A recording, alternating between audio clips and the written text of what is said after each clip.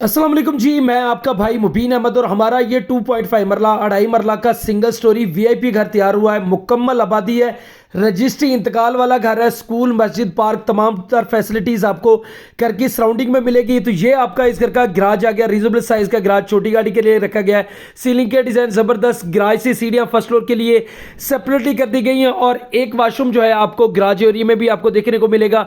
साथ में ये इस घर का लाउंज एरिया 2 स्टेप का डोर रखा गया और लाउंज एरिया में आपको मीडिया वॉल बड़ी ज़बरदस्त, वॉल डिज़ाइन खूबसूरत है। पूरे घर में मार्बल फ्लोरिंग बड़ी ज़बरदस्त मिलेगी और ये आपका एक प्यारा सा किचन यहाँ पर सेटअप किया गया है, जिसकी कैबिन क्वालिटी आपको बड़ी बेस्ट किस्म की इंशाल्लाह मिलने वाली है। सिर्फ और सिर्फ 28 लाख रुपए, 28 लाख रुपए इस घर की डिमांड, जो कि टोकन पे निगोशियबल है। और ये साथ में इस घर का मास्टर साइज का बेडरूम आ गया विद अटैच बाथ और वेंटिलेशन, मोटर लगी हुई है, गीजर वाली प्रॉपरली वायरिंग है। और साथ में ये इस घर का आपका दूसरा वॉशरूम आ गया। तो 2 वॉशरूम इस घर में मिलने वाला है। बड़ी फैमिली के लिए बेस्ट ऑप्शन होने वाली है।